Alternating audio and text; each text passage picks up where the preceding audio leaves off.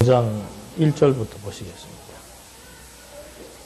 요단강 건너고 기념비 세울 때 다 했죠, 이거? 네?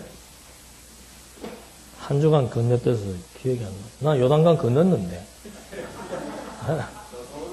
주보하시는 분이 그때 안 건넜나, 왜? 5장 할 차례입니다. 5장 1절. 예. 요단 서쪽에 있는 아모리 사람의 모든 왕과 해변에 있는 가나안 사람의 모든 왕들이 여호와께서 이스라엘 자손들이 건너갈 때까지 요단 강물을 마르게 하셨다는 말을 듣고 이스라엘 자손 때문에 마음이 녹았고 정신이 없었다. 5장 1절 봉독해 드렸습니다.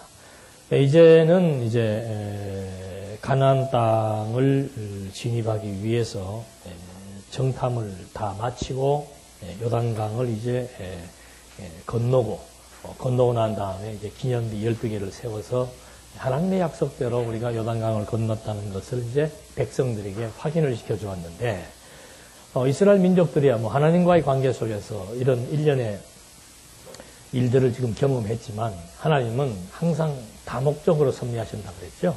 가나안 땅 원주민들이 이 소식을 듣고 이제는 마음이 다 녹았고 정신을 잃어버렸다. 이제 이게 전쟁은 뭐 이기게 돼 있는 겁니다. 그러니까 이런 것만 보더라도 우리가 어떤 정치를 할 이 정치라고 하는 것은 권모술수예요. 사람과의 관계에서 뭐 이 사람의 마음을 어떻게 움직이고 저 사람의 마음을 어떻게 해야 움직이고 이럴 필요가 없는 것이 하나님께서 진짜 오전에도 말씀드린 대로 보림 조금만 주세요. 하나님의 이게 하나님의 섭리 전 영역입니다. 이 영원한 세계 안에서 지금 발생되어지는 이것이 이제 피조 세계의 창조와 종말에 이르기까지의 시간 세계지요. 그러니까 시간이라고 하는 것은 물체와 물체 사이의 간격을 시간이라고 얘기하는데, 하나님께서 창조했으면 이제 마지막 가서는 종말을 거두게 돼 있죠. 그러니까 모든 것이 주에게서 나왔으니까 주로 말미암고 주에게로 돌아가면 다시 이 보이는 시공형을 다 초월한 이 본질의 세계로 다 돌아가게 돼 있는 거죠. 그러니까 로마서 바울이 말한 대로 주에게서 나왔기 때문에 누구로 말미암는가? 주로 말미암는다는 것은 하나님께서 이 피조 세계의 모든 것들을 다 섭리하신다. 그 말이에요. 섭자라는 당길 섭자입니다. 당신의 힘으로 이 모든 피조 세계의 모든 것들을 다 지금 당겨서 당신의 뜻대로, 당신의 계획대로 섭리해 나가신다는 것을 믿는 것이 우리 기독교인들의 바른 신앙입니다. 그러니까 여기에서 발생되어지는 모든 일입니다. 그러니까 여호수아가 나중에 이걸 깨닫고 여호수아서 마지막 부분에가 뭐라고 얘기하는가 하면은 하나님께서 우리에게 약속하신 선한 일이나 악한 일 모든 것이 하나님의 뜻대로 진행되었다 하는 것을 여호수아가 마지막 가서 그걸 깨닫고 여호수아 후반부에 그 말을 하고 있습니다. 그러니까 언제 여호수아는 지금 가나안 땅 지금 들어가는 것도 지금 전전긍긍하고 온 백성들이 긴장을 하고 있고 이강 건너다가 물이 범람하면 다 죽을 텐데 그러지는 않을까 별하별 걱정 근심을 하고 지금 조심조심 요단강을 건너서 간신히 가나안 땅 요단 서편 땅을 밟고 서 있었는데 하나님은 그 소문을 또 지금 다 퍼뜨려 가지고 누구의 마음을 원주민들의 마음을 지금 이번에도 그 참 선거를 재밌게 저는 흥미롭게 봤습니다만은 막 초반전에는 막 어느 당이 막 유리하게 됐다가 후반전에서 어떻게 해요? 8년 전에 그 한 사건 그것도 이쪽에서는 잘 정치적으로 잘 활용을 한 것이죠. 막 그 뭐 8년 전에 그 자기들끼리 여러분 이것도 여러분 내가 무슨 야당 지지하는 것 같은데 나는 뭐 그 친구가 뭐 말을 잘했다 그 말 하는 게 아니에요. 그러니까 19세 이상 성인 토크에서는 별의별 말들을 다 한다고 그래요. 근데 그 앞에 잘라버리고 막 쌍스러운 얘기들 막 팍 틀어놓으니까 막 국민들의 마음이 확 일어나잖아요. 그 누가 그렇게 한 거예요? 하나님이 그렇게 하신 거예요. 왜? 하나님이 지금 다 이거 균형 맞추는 거예요. 아이고, 우리는 이제 패배했다. 그러니까 보세요. 하나님 모르는 사람들은 숫자 몇 석에 의해서 한쪽은 어떻게 해요? 막 희색이 만발해갖고 막 그러고 한쪽은 대장부터 사표 내고 다 이러고 앉아 있잖아요. 우리 같으면 어떻게 하겠어요? 그럼 하나님의 뜻이 있겠지. 안 그래요? 하나님의 뜻이 있어요. 그러니까 조금 잘 된다고 해서 막 기고만장할 것도 없고 안 된다고 해서 기죽을 것도 없는 거예요. 왜? 만사는 하나님의 기쁘신 합력해 선과 악이 합력해서 뭘 이루어요? 기쁘신 뜻을 이루어 나가는 거예요. 그러니까 만사는 하나님의 기쁘신 뜻, 하나님의 기쁘신 뜻대로 돼간다 이 말입니다. 그러니까 우리가 하나님을 믿고 하나님의 뜻을 추구한다면은 우리도 똑같이 만사가 어떻게 되는 거예요? 내 생각은 지금 뭐가 안 되고 있지만 그것이 하나님의 뭐예요? 기쁘신 뜻으로 믿어지면은 같이 마음의 기쁨이 나올 수밖에 없다 그 말입니다. 근데 이제 여기 보면 사람의 심리가 쫙 적나라하게 나옵니다. 이 사람들은 여기 지금 건너는데 지금 막 모든 정신을 집중하고 건넜지만은 하나님은 벌써 여기에 있는 사람들의 마음을 어떻게 움직입니까? 혼비백산하게 만들어. 체질이 다 풀어지도록 그냥 허들허들되게 만들어 버리는 거. 들어가면 되는 거예요. 그럼. 제일 무서운 게 뭔가? 심리전이 제일 무서운 거예요. 심리전. 저는 그 당시에 태어나진 않았어서 모르겠습니다만 그 중공군의 인해 전술 그 올 때 뭐 하고 왔다 그래요? 북치고 왔다. 여러분 생각을 해보시죠. 새카만 군대들이 쿵쿵쿵쿵 하면서 오면은 그 사람 심장 어떻게 되겠어요? 이미 막 터져나가는 거예요. 그러니까 이 무당들도 그렇고 이 모든 이단 종파들이 사람의 마음을 뭐로 뺏는 겁니까? 소리로 뺏는 거예요. 소리로. 그 소리도 복잡하면 안 돼. 나무아리타불 똑같은 소리로 계속해서 석가마니불 이렇게 하면 같이 빠져들어가는 거죠. 어제도 보니까 16세 여자애가 신이 내려가지고 막 구설하는데 그 소리를 내가 좀 크게 틀어봤어요. 저는 그런 장난을 잘해요. 혼자 앉아갖고 새벽에도 깨면은 그 막 기독교 방송 틀어놓으면 정말 못 들어주는 소리들 너무 많이 해서 불교 방송을 틀어놓는다니까 일부러요. 그것도 크게 그럼 밖에 있는 개가 놀래가지고 막 하는데 가만 들어보는 거예요. 이 도대체 무슨 패턴인가? 사람 혼을 뽑는 거예요. 심금을 울리는 소리들이. 그래서 하나님께서 형상, 어떤 소리, 이런 외부적이고 외형적인 것으로 하나님을 섬기지 못하게 만들어 놓은 거예요.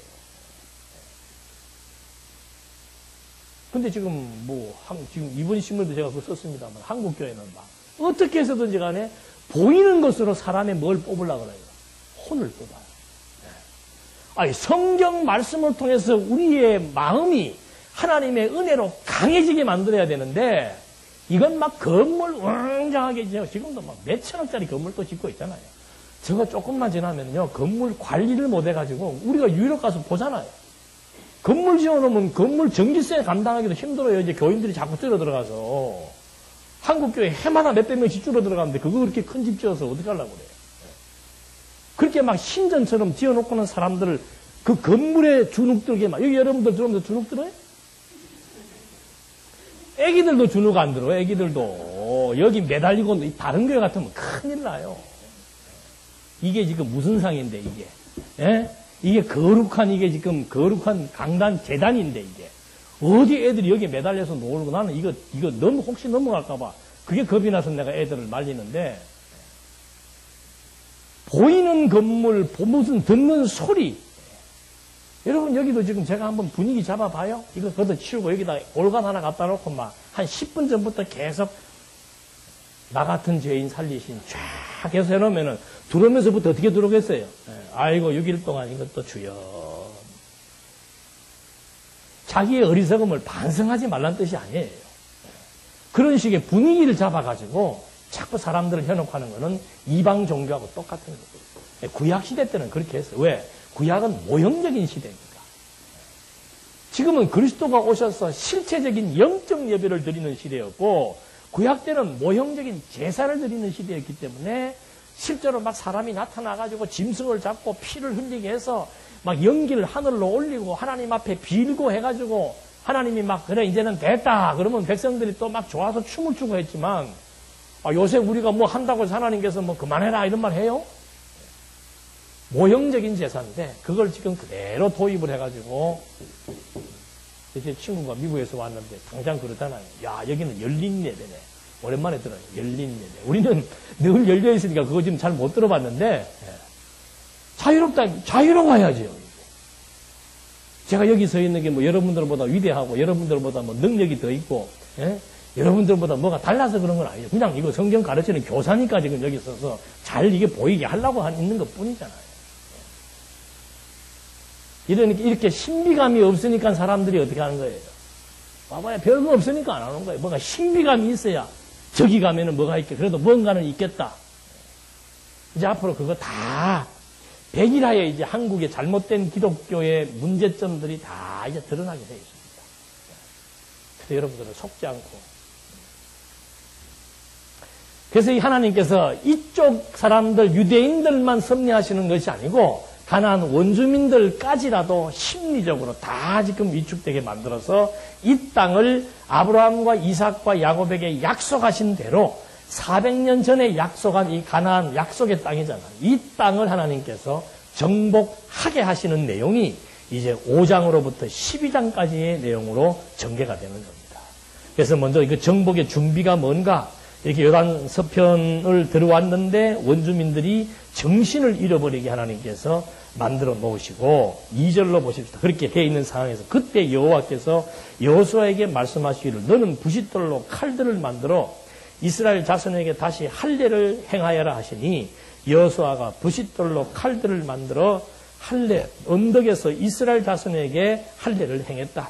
여호수아가 할례를 베푼 이유는 이러하니 이집트에서 나온 모든 백성 가운데 남자 곧 모든 군사들은 이집트에서 나온 후 광야길에서 죽었는데 그때 나온 백성은 모두 할례를 받았으나 이집트에서 나온 후 광야길에서 태어난 백성은 모두 할례를 받지 못했기 때문이다.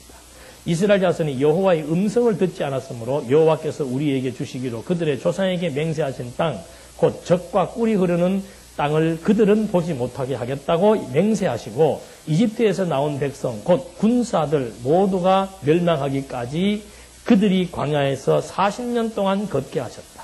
그리하여 여호와께서 그들 대신 일으키신 그들의 자손들에게 여호수아가 할례를 행하였으니 이는 길에서 할례를 행하지 않아 그들이 할례 없는 자가 되었기 때문이다. 백성 모두가 할례 받기를 마친 후 다 나올 때까지 그들은 진영 안에 있는 그들의 처소에 머물렀으며 여호와께서 여호수아에게 말씀하시기를 오늘 내가 너희에게 이집트의 치욕을 멀리 굴려 보냈다라고 하셨으므로 그곳 이름을 오늘날까지 길갈이라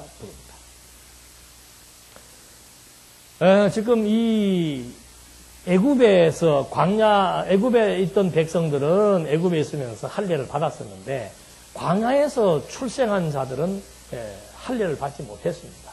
그래서 하나님께서 가나안 땅을 이제 갓 정복 요 입구 초입에서 하나님께서 여호수아에게 백성들에게 할례를 시행하라고 지금 명령을 하신 거예요. 이때가 아마 뭐 구석기 시대입니까? 돌을 깎아가지고 칼로 만들어서 남성의 표피를 베게 하는 할례를 시행한 거죠. 근데 할례 시행하고 나면 일주일은 제대로 걷지를 못합니다. 근데 여기 지금 뭐 해야 돼요? 지금 여기서. 참 하나님 하시는 일 웃기죠? 전쟁을 치러야 되고 언제 이 사람들이 돌변해가지고 유대인들을 죽일 줄 모르는 지금 대치 상황입니다. 어떤 면에서는 남북 대치보다 더해요. 지금 이북에서 뭐 자꾸 쏘아대잖아요. 이 상황보다 더 긴장된 상황이 이때 상황이었어요. 그럼 이때는 밤에 잠도 자지 않고 보초들을 세워가지고 적군을 감시하고 항상 전쟁 준비를 해야 되는데 하나님께서는 뜬금맞게 여호수아를 불러갖고 백성들에게 뭘 행하라? 할례를 행하라. 전쟁 포기하겠다는 거예요. 뭐예요? 그러니까 하나님이 하시는 일은 끝을 봐야 안다 이 말입니다. 지금 뭐 몇 석 안 나왔다고 야당 사람들 주눅 들어 다니는 거 참 보기 싫어요. 우리도 똑같습니다. 살면서 무슨 일 안 됐다고 해서 좌절하고 실망하고 땅을 치고 막 원통해하고 하나님 몰라서 그래요. 하나님 하시는 일을 몰라서 그래요. 하나님 이렇게 나가시는 거예요. 전쟁 치를 대치 상황에서 할례를 시행하게 해서 백성들의 육신적인 힘으로 전쟁을 하게 하는 것이 아니고, 이 할례의 의미가 뭡니까? 할례의 의미가 아브라함 때 하나님께서 최초로 할례를 시행한 거예요. 무엇하고 난 이후에 아브라함에게 하나님께서 자손 생육하고 번성하고 땅을 정복하고 다스리게 해주겠다라고 하는, 나라 세워주겠다는 약속을 하신 직후에 하나님께서 아브라함에게 뭘 시행하신 겁니까? 할례 행해라 이 말입니다. 그 할례는 무언가? 약속의 증표예요. 하나님께서 아브라함 선택해서 아브라함의 씨들에게는 반드시 할례를 시행해서 하나님은 열조 아브라함과 이삭과 야곱에게 언약을 세우셨는데, 그 언약을 반드시 성취하시는 여호와이심을 백성들에게 잊어버리지 않고 기억나게 하기 위해서 이 당시에는 할례를 행했다 이 말입니다. 그러니까 하나님은 전쟁을 치르는데 육체적인 힘으로 전쟁을 치르는 것이 아니고 뭐부터 시키는 겁니까? 정신무장시키는 거예요. 유대인들이 잊어버리지 말아야 될 것은 뭔가? 우리가 이 땅을 지금 정복할 수 있을까 없을까? 할 수 있다. 뭘 통해서? 할례를 통해서. 할례를 통해 우리가 어떻게 전쟁을 치릅니까? 전쟁은 너희가 하는 것이 아니고 누가 한다? 하나님이 하신다. 인생살이 우리가 사는 것처럼 생각되지만 다 하나님께서 어떻게 해요? 살아가도록. 때마다 일마다 하나님께서 미리 다 준비해서 아름다운 의의 길로 인도하신다는 것을 믿게 하기 위해. 그러니까 다윗이 여호와는 나의 목자시요 내게 부족함이 없다. 왜? 그가 나를 푸른 초장으로 인도하시기도 하고 사망의 음침한 길로도 인도하셨지만, 과정상에 있어서는 푸른 초장과 사망의 음침한 길로 인도했지만 마지막 가서는 그 길이 다 뭐예요? 하나님의 뜻하신 의의 길로 나를 다 이끌었다 이 말입니다. 그러니까 여호와 찬송할 수밖에 없는 거예요. 이것도 마찬가지입니다. 찬송하게 하시려고.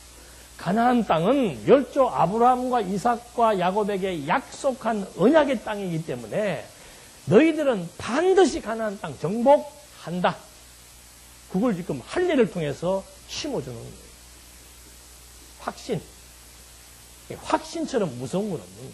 그러니까 바울도 그러잖아요. 너희에게 복음을 깨닫게 한 것은 너희에게 두려움을 얻게 하기 위한 것이 아니고 뭡니까? 당당함. 정말 주어진 고난의 여건 속에서도 당당하게 힘있게 용맹있게 하나님만을 의지하면서 나는 내가 신뢰하는 그분을 알고 그분의 능력이 어떤지를 내가 지금 알고 있기 때문에 바울은 비록 감옥에 있고 사람들이 다 떠나고 외톨바위가 되어도 기죽지 않는 이유가 뭔가? 하나님의 약속이 믿어집니다.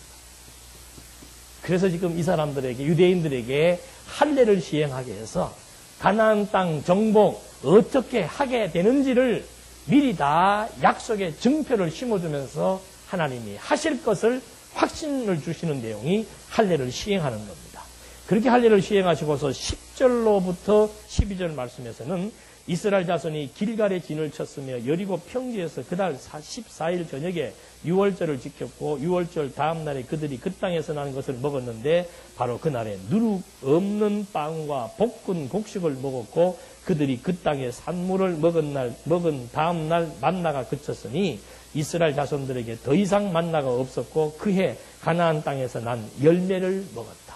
자, 이제 전쟁 준비가 뭔가 하면 첫 번째가 뭐예요? 할례. 두 번째가 무교절을 지키는 겁니다. 그러니까 하나님이 하시는 일은 우리의 하는 생각과는 정반대예요. 아이고 너 지금 이래가지고 뭐가 될래? 우리가 생각할 때는 고등학교 동기가 있어서 제가 거짓말도 못하죠. 학교 다닐 때 공부 열심히 잘하고 이렇게 해야 착한 사람이 된다? 그건 일반적인 상식이죠. 하나님은 안 그래요. 공부도 지지리도 못하고 나쁜 짓 하던 사람도 하나님께서 쓰시려면은 너에게 노골적으로 안 해나면 하나님 하시는 거예요. 바울은 저는 바울보다 좀 나아요. 나는 그리스도인들을 박해하거나 그러지 않거든요. 바울은 적그리스도의 행세를 했다니까요. 그러니까 본인이 죄인 중에 개수라 그러잖아요. 근데 하나님께서 바울을 사도로 써주시니까 얼마나 생각만 하면은 감개가 무량하겠습니까? 지금 이 백성들도 마찬가지예요. 무교절을 왜 기억나게 하는가? 너희들 애굽에서 누구의 힘으로? 하나님의 약속대로 하나님의 능력으로 그 무시무시한 애굽 바로왕의 권세에 도전하게 해서 그들의 장자들을 하나님이 다 죽였고 내 백성들은 한 명도 죽지 않았지 않느냐? 그래서 하나님께서 거기에서 탈출하도록 하나님이 섭리에 나오셨고 홍해바다를 건너게 했고 가나안 광야 생활 40년을 오단벌만 입고 언제 너희들이 음식을 준비했고 불을 떼고 뭐 한 게 뭐 있냐? 추우면은 태양빛으로 더우면은 구름 기둥으로 다 보호하고 하늘에서 만나까지 내려서 먹고 입히고 재우고 살아가도록 하나님이 섭리해 왔다 이 말입니다. 그러니까 애굽에서 해방된 것을 지금 기억하게 하기 위해서 과거의 노예 생활을 기억나게 하기 위해서 그 고통스러운 딱딱한 빵과 쓴나물을 먹게 해서 야 우리가 정말 애굽에 종살이 했던 거 이들 다 기억하고 있잖아요. 그런데 하나님은 어떤 분인가? 열조와의 언약을 성취하기 위해서 우리를 애굽에서 해방시켰고 가나안 땅을 정복하게 하실 것이 너무도 분명하지 않느냐. 그게 여호와를 의지하고 믿어지게 하시는 하나님의 섭리 역사라고 말합니다. 하나님이 하신다는 게 이론만 이런 게 아니에요. 그러니까 우리가 애들도 지금 순간적으로 뭐 말썽을 부리고 뭐 어떤 일이 있어도 바라보면서 기다릴 수 있는 이유는 뭔가? 하나님이 다 그 생명 어떻게 해놨습니까? 다 하나님의 작정대로 부모는 무슨 역할을 하면 되는가? 그래도 부모는 그러면 손 놓고 가만히 그 얘기는 아니죠. 부모들 하나님 자식 잘 관리하도록 해줬으니까 그 자녀들의 마음을 돌이킬 수 있도록 부모가 신앙의 힘을 보여주는 게 다예요. 신앙의 힘을 보여주는 거. 어려움이 왔을 때 매일 부부가 싸우고 뜯고 하면은 그러고서는 야 교회 나가자 그러면 뭐라고 그러겠어요? 엄마는 나가. 나는 그런 하나님 안 믿는데. 그렇게 어렵고 힘든 가운데서도 우리 어머니 흔들리지 아니하고 꿋꿋하게 하나님만 의지하면서 누구 원망하지도 않고 그걸 애들이 배우는 거죠. 아, 우리 어머니가 믿는 하나님은 저런 분이구나. 그래서 그 아들이 고난에 빠져 있을 때 뭐가 생각나겠어요? 아, 우리 어머님이 섬기던 하나님이 생각이 나는 거죠. 그래서 한번 엄마, 그때 옛날에 엄마 뭐 열심히 듣던데 뭐 어떻게 해야 들어갈 수 있어? 그럴 때가 오겠어요, 안 오겠어요? 네, 옵니다. 저는 경험을 하고 있습니다. 네. 그러니까 이게 하나님이 하시는 일이에요. 그래서 너희는 무엇을 입을까 마실까 뭐 염려하지 말라. 염려함으로 키를 한다나 더 하겠는가. 아, 하나님이 다 해나가신다 이거죠. 그래서 지금 이렇게 할례, 무교병 이것이 전쟁 준비의 과정이었습니다. 그러면서 13절 여호수아가 여리고 가까이 있을 때 눈을 들어 바라보니 어떤 사람이 손에 칼을 빼어들고 마주 서 있었다. 여호수아가 그 사람에게 가서 말하기를 당신은 우리 편입니까? 아니면 우리의 대적 편입니까? 하므로 그가 말했다. 아니다. 나는 지금 여호와의 군대 장관으로서 온 것이다. 그러자 여호수아가 얼굴을 땅에 대고 절하며 그에게 말하기를 내 주여 이 종에게 말씀하시려는 것이 무엇입니까? 하니 여호와의 군대 장관이 여호수아에게 말하기를 내 발에서 신을 벗어라. 내가 서 있는 곳은 거룩하기 때문이다. 라고 하므로 여호수아가 그대로 했다. 그러니까 하나님을 지금 대신해서 지금 천사가 나타나서 전쟁을 치르겠다는 것을 지금 보여주면서 너 거기 지금 신 벗어라. 우리도 그러잖아요. 어디 뭐 귀한 데 갈 때는 다 신발 벗고 들어가잖아요. 그런 것처럼 신을 벗는다는 것은 하나님의 임재, 거룩한 하나님의 임재에 대한 하나의 반응으로서 지금 이제 신발을 벗겨주는 거죠. 그러니까 거기에서 이미 여호수아에게 뭘 보는 겁니까? 눈에 보이지 않는 영적 군사, 하나님의 천사를 지금 여호수아에게는 보여주는 거예요. 그러니까 이 지금 모든 일은 다 어디에서 오는 겁니까? 오전하고 똑같아요. 그리스도의 은혜의 강한 힘이 고난을 극복하게 하는 것처럼 보이지 않는 하나님의 능력의 힘을 바라보고 하나님이 약속대로 섭리하신다는 것이 믿어지는 그 신앙의 힘에 의해서 이제 가나안 땅을 정복하도록 한다 이 말입니다. 그러니까 우리는 자꾸 전쟁하면은 군사력으로 전쟁 치르는 줄 알잖아요. 보통 사람은 무엇을 못 보니까? 하나님의 능력을 못 보니까. 하나님의 능력을 못 보니까 전쟁은 군사력이다. 그래서 미국을 의지하든지 중국을 의지하든지 일본을 뭘 어떻게 해야만 우리는 이북과의 전쟁에서 이길 수 있다. 그건 천사를 보지 못한 사람들이 가지고 있는 사고지. 하나님을 알지 못하고 하나님이 어떻게 섭리하시는지를 모르는 사람들이 가지고 있는 전쟁에 대한 전략이지만 하나님을 아는 사람들은 김정일이가 아니고 누구예요? 아들이. 예, 김정은이의 마음을 하나님이 움직인다니까. 바로의 마음을 강팍하게도 하고 바로의 마음을 부드럽게도 하신 것처럼 김정은이의 마음도 강팍하게 했다가 부드럽게 했다가 이게 하나님 참 누구야? 명언이야. 엿장사 마음대로 한다고. 예. 정말 하나님 마음대로 하시는 거예요. 그러니까 우리가 하나님은 누구 편이에요? 이건 편 정도가 아니고 당신의 친백성 아니에요. 권속이고 자식이고 혈통이고 당연히 섭리 역사를 누구를 위해서? 자기 백성들을 중심으로 놓고 자기 백성들을 위해서 지금 섭리해 나가신다 이 말입니다. 그러니까 걱정할 것 없는 거예요. 세계의 모든 문화와 세계의 모든 경제와 세계의 모든 지금 역사가 다 무엇을 중심으로 움직이고 있는가? 뭐예요? 복음 진리예요. 예루살렘과 유대와 사마리아와 땅끝까지 복음이 전파될 것을 그리스도가 부활 승천하시면서 약속한 그 약속의 대로 지금 이 복음이 놀랍게도 지금 대한민국의 정중앙에 지금 이렇게 딱 자리 잡고 지금 불타오르고 있잖아요. 복음의 불길이 강합니까? 원자력이 강합니까? 여러분도 지금 그래도 원자력이 세지. 원자력 떨어지면 다 죽는데? 원자력으로 죽는 것은 육체가 죽지만 복음으로 죽이는 것은 영원한 사망에 이르는 거예요. 그러니까 걱정할 거 없습니다. 하나님께서 전쟁이 일어날 것을 걱정하지 말라는 말은 아니에요. 전쟁이 일어날지 안 일어날지는 제가 몰라요. 전쟁이 일어나든 안 일어나든 하나님의 약속대로 이루어지기 때문에 우리는 걱정할 것이 없다 이 말입니다.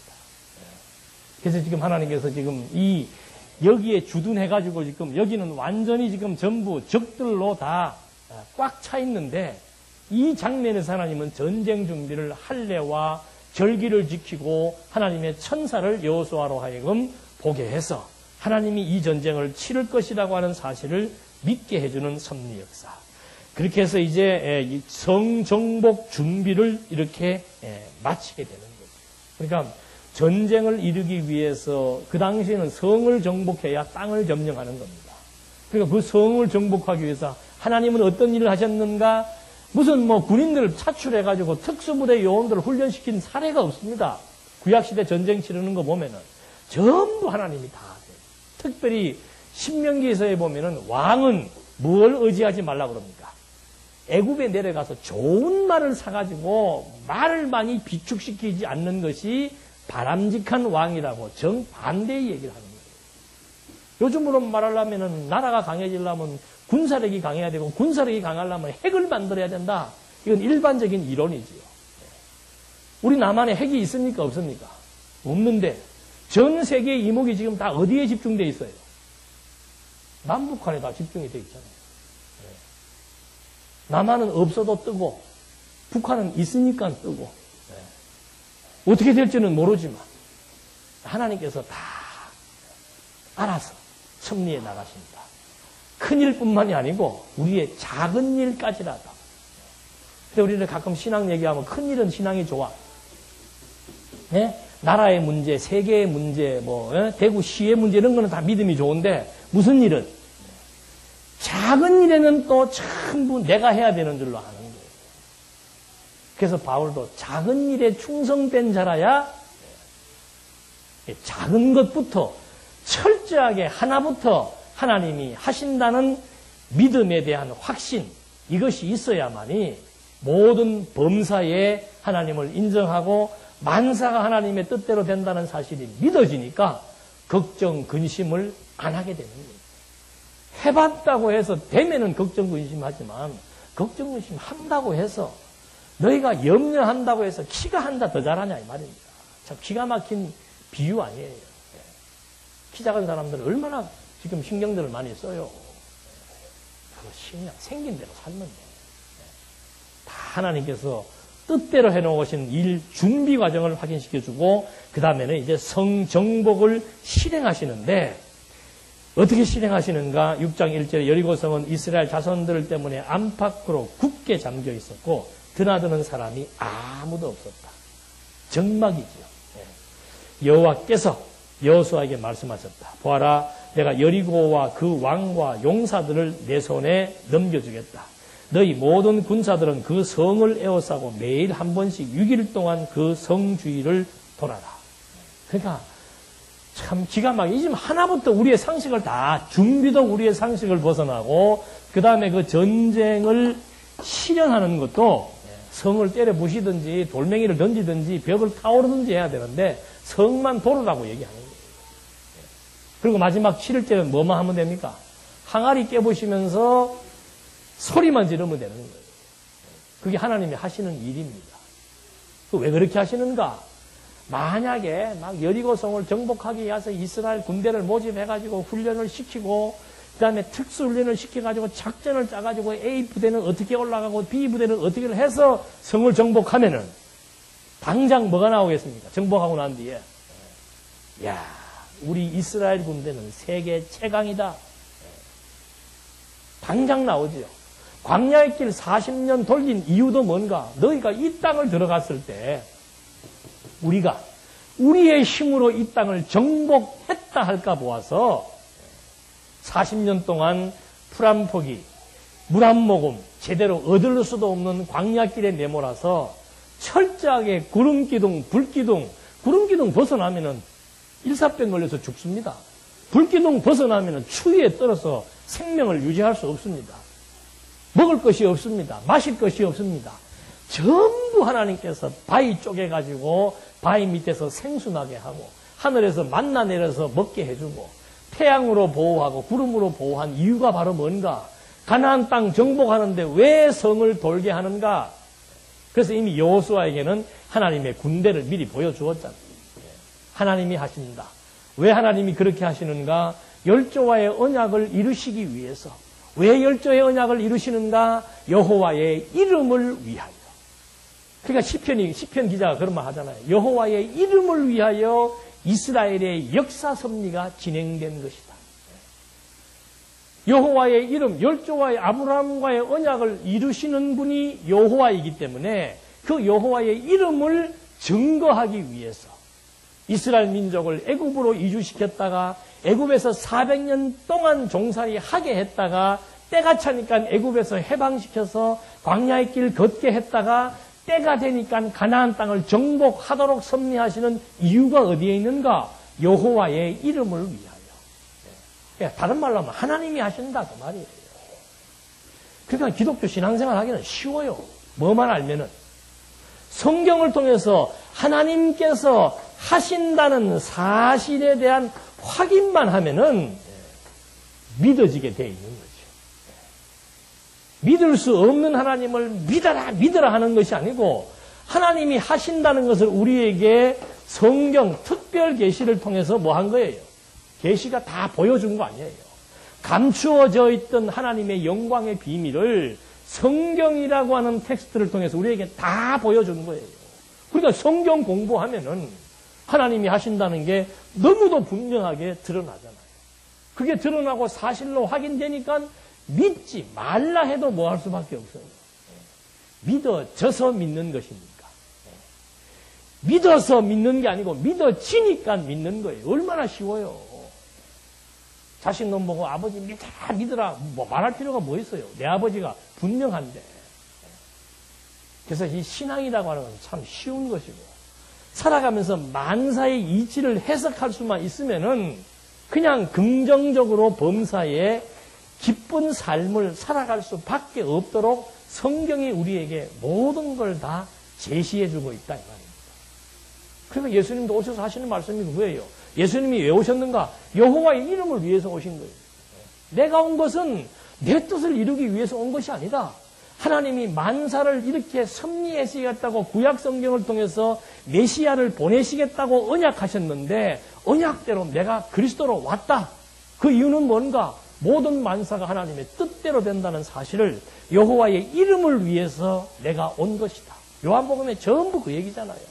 아버지여 나는 아버지가 보내서 왔습니다. 아버지의 이름을 위해서 왔습니다. 아버지의 뜻을 이루기 위해서 왔습니다. 나를 믿는 자는 아버지를 믿는 것이고 나로 말미암아 하나님을 알고 영생을 얻도록 해주십시오. 그게 전부 하나님의 뜻이라 그 말이에요. 그래서 성을 돌라고 해서 뭐 이거 나중에 이건 안 읽어봐도 돼요. 집에 가서 읽어보셔도 돼요. 나팔 불고 날만 되면 나와서 돌기만 돌고 그래서 제7일에 7번 돌기를 마칠 때 성이 어떻게 돼요? 무너지게 되는 거죠.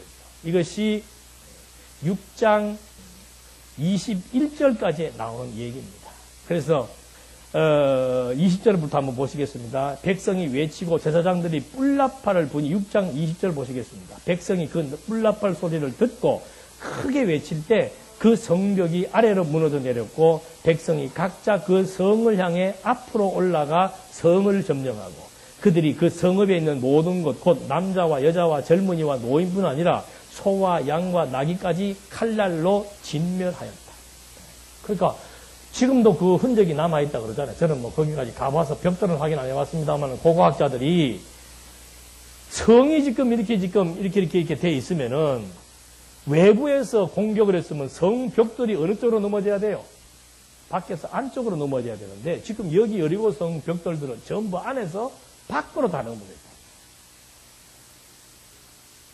그러니까 안에 있는 사람도 손 안 댔고 밖에 있는 사람도 손 안 댄 거예요. 누가 하신 거예요? 성경 보니까 하나님의 군대가 나타나가지고 지금 안에서 지금 다 어디 막 힘을 줘가지고 밀어버린 거예요. 그게 가능하나? 그게 가능하겠어요? 안 가능하겠어요? 현 시대에 지금 그걸 뭐로 보여주는 겁니까? 얼마 전에 일본에서 뭐가 일어났어요? 아니, 해일을 일으켜서 도시 하나를 쓸어버리는 하나님의 능력인데. 아니, 요 쪼맨한 성 요거 하나, 코끼리도 필요 없어, 하나님한테. 이거는 그냥. 약간만 막 눈에 보이지 않는 정도의 움직임만 해도 이 성은 어떻게 돼요? 그냥 뭐죠. 이 우리가 살고 있는 이 우주라고 하는 이거, 여러분 우리 비행기 타보면 알잖아요. 비행기 그거 타고 조금만 올라가도 점점점 작아지다가 대구시가 얼마나 보입니까? 점으로 보이다가 안 보여.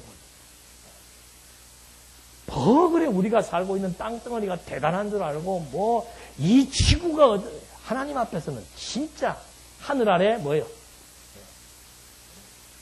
메이로다. 별것 아닌 거예요. 그래서 이런 뭐 여리고성 이런 거 뭐 사실이다 아니다 신하다 뭐다 많이 많은데 창조주 하나님의 능력이 어떤 것인 줄 알면은 이건 아무것도 아니에요. 처녀가 잉태해서 뭘 낳아요? 요새는 남자가 잉태해서도 자식 낳아요. 네. 남자가 잉태해서도. 남자에게 자궁 이식해가지고 남자가 10개월 동안 그 여자들 그거 하는 거 뭐라고 그래요? 입덧하고. 네. 이제 곧 그렇게 시행된다고 그래요. 지금 얼마 전에도 한국의 여자 그 성전환 수술한 남자가 여자로 성전환 수술한 그 사람한테 자궁 이식해가지고 지금 임신한다고 그러잖아요. 아, 그거는 우리가 하는 거예요. 우리가 죠. 아, 하나님이 인간의 이 두뇌를 누가 움직입니까? 그 생각들은 못해. 인간에게 자유의지가 있다, 없다, 뭐, 아니, 하나님께서 인간에게 뭘 주어야 그런 기기묘묘한 과학적 지식을 갖도록 하나님께서 두뇌를 뭐 해야 돼요, 이게. 두뇌를 강타해서 아이디어를 창출할 수 있도록 하나님께서 우리의 두뇌를 움직이니까 기발한 생각들도 하고 발견도 하고 뭘 꼬박이 더하기를 해서 뭘 만들어내기도 하고 핵도 만들고 하는 것이지 하나님께서 두뇌 움직이지 못하게 해버리면 끝나는 거 아니에요? 그 생각은 못해. 자기 두뇌를 자기가 마음대로 움직인다고 하는 사람은 없어요. 한 사람도. 그걸 인정하는 사람은 한 사람도 없어요. 그럼 누가 움직이는 거예요? 내 두뇌를 나도 못 움직이고 이 사람이 내 두뇌를 움직이는 것도 아니고 그럼 누가 움직이는 거예요? 그렇게 쉬운 것도 몰라. 교회니까는 허무맹랑한 소리를 하는 게 아니잖아요. 모든 이 창조 피조물들이 그러니까 이거 다음에 이제 또 우리 곽정도 박사님 한번 모셔가지고 과학 특강 또 한번 들어야 돼. 이럴 때 한 번씩 하다가. 아무것도 없기는 뭐가 아무것도 없어요. 늘 그 얘기 하잖아요. 이거 가루내면 우리 눈에 안 보이잖아요. 없는 거예요? 있는 거예요? 존재합니다. 다 우리 눈에 안 보인다고 해서 존재하지 않는 게 아니란 말입니다. 분필 가루내갖고 안 보이는데 분필 가루 다시 모으면 어떻게 돼요? 그 모으는 것이 여호와의 힘이란 말입니다. 하나님의 힘으로 티끌을 모으면 뭐가 돼요? 물체가 되는 거예요. 물체에다가 생명의 기운을 공급하니까 뭐가 되는 거예요? 사람도 되고 생물도 되는 거예요. 그 힘을 걷어버리면 물체가 돼버리는 거고. 그래서 이 아이성 정복도 정말 하나님의 열조와의 언약에 따라서 하나님이 정복하신다는 사실을 이제 알게 하시려고 이렇게 성을 돌게 해서 그 성이 무너지게 되는데 하나님이 그 성이 무너지는 것에 대해서 또 한 가지 예언을 해줍니다. 26절 한번 보시겠습니다.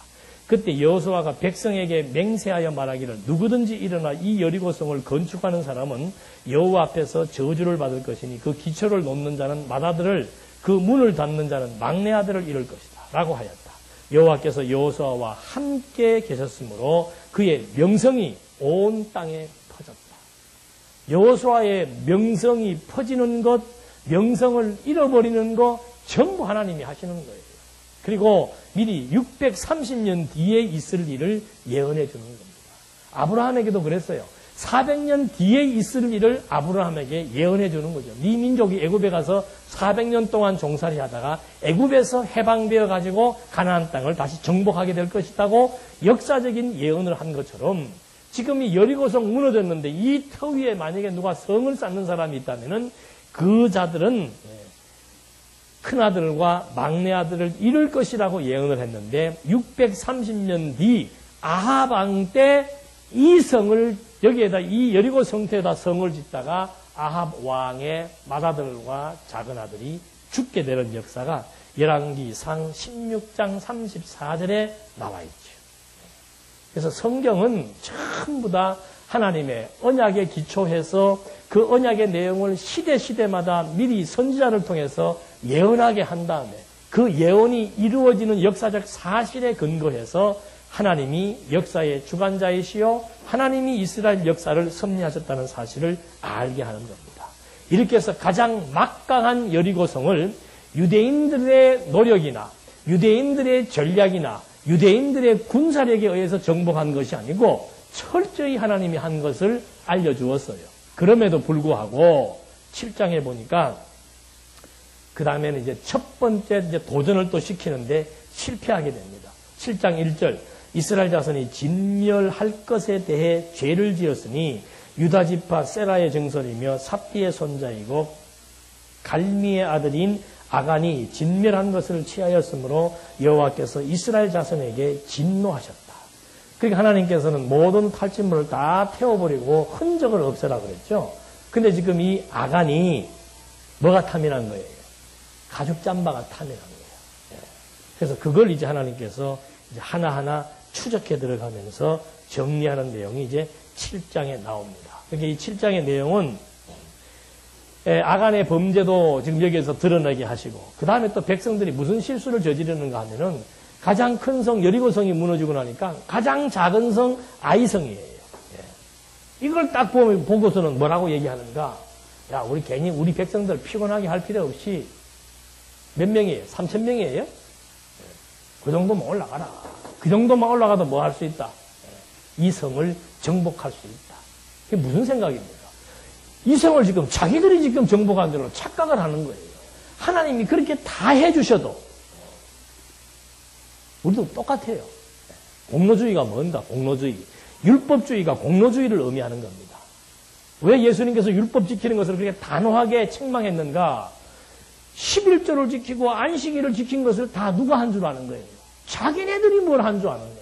그게 공로주의 사상이란 말입니다. 하나님께서 돈을 벌 수 있는 여건을 만들게 해주어서 장사를 시작하게 해서 돈이 벌어짐으로 말미암아 하나님께서 나로 말미암아 이런 일을 하게 해서 이렇게 돈이 벌어졌다라고 알아야 되는데, 아니 그거 새카맣게 잊어버리고 그때 내가 이거 할까 저거 할까 그러다가 이걸 선택한 것이 뭐다? 결정적이었어. 참 내가 그때 지혜로웠지. 그런 식으로 자기의 공로를 취하하거나 또는 그 일에 힘을 준 주변 사람들의 공로를 취하한다는 거. 이것이 공로주의라는 말입니다. 그러니까 여리고성 정복하는 거 하나님이 분명히 다 하신 게 분명한데도 불구하고 사람들은 자기들의 힘과 자기들의 노력과 자기들의 모략이 들어가서 정복한 줄로 착각을 하고 요 조그마한 아이성은 이제 우리가 어느 정도만 보내면은 이길 수 있다라고 오판을 하기 시작한 거라고 말입니다.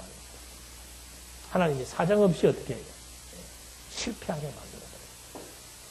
그러니까 큰 일이든 작은 일이든 누가 하신다? 하나님이 하신다. 어떻게 이 얘기를 20년을 듣고 30년을 듣고 앞으로 10년을 더 듣고 20년을 더 들어도 이게 안 믿어진다면 그건 큰 병 걸린 거죠. 그게 큰 병 걸린 거야. 암 걸린 게 무서운 게 아니라니까. 어떻게 이 사실이 안 믿어져요? 예? 어떻게 하나님이 하신다는 것이 어떻게 안 믿어지냐 이 말입니다. 이게 믿어지면은 만사가 뭐 하는 거예요? 만사가 다 그게 만사 형통이에요. 누구 뜻대로 되니까? 하나님의 뜻대로 됩니다. 또 미워할 것도 없고 증오할 것도 없고 원망할 것도 없고. 왜? 하나님이 다 합력해서 기쁘신 뜻을 그 기쁘신 뜻은 뭔가? 우리들로 하여금 하나님이 하신다는 사실을 깨달아 그 은혜의 힘으로 살아가게 하시는 것이 기쁘신 뜻이란 말입니다. 그게 행복한 자예요. 많이 가지고 적게 가지고에 의해서 행불행이 자는 다우되는 것이 아니고 적든지 많든지 하나님의 뜻을 따라 하나님의 능력으로 내가 하나님의 보호하심을 입고 하나님의 은혜로 말미암아 이렇게 지금 살며 기도하며 있다. 그걸 깨닫고 정말 마음의 감동과 감사와 감격이 넘치는 거. 그거 이상 아름다운 삶이 어디예요? 그거 이상 아름다운 삶. 그래서 이 말씀은 그게 깨달아지는 만큼 자꾸 더 먹게 되는 거예요. 먹기 싫으면 안 먹지만 듣고 좋으면은 자꾸 먹게 돼 있다 이 말이에요. 그래서 그걸 먹어서 은혜의 본질을 깨닫는 만큼 적은 일이든 큰 일이든 항상 하나님을 인정하는, 그게 범사의 하나님 인정이라고 그랬죠. 하나님을 인정하는 그런 신앙적 자세가 확립되게 되는 겁니다. 이렇게 지금 아간이 범죄했는데 이제 아간을 색출해내는 작업이 이제 하나하나 나타나겠는데 그거는 이제 다음 주일날 하도록 하시겠습니다. 기도하시겠습니다.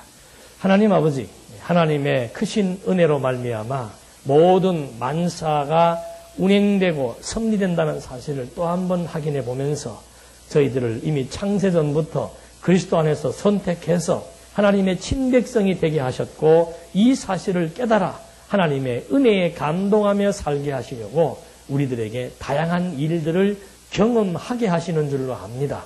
주어지는 환경 속에서 때로는 우리 생각대로 다 되지 않는 일 때문에 좌절하지 말게 하시고 정말 한치 앞을 내다보면서 더 멀리 바라보면서 하나님이 어떻게 이 일을 진행해 나가신가를 관망하며 하나님만 의지할 수 있도록 지혜와 명철을 허락해 주시옵소서. 예수님의 이름으로 기도드립니다. 아멘.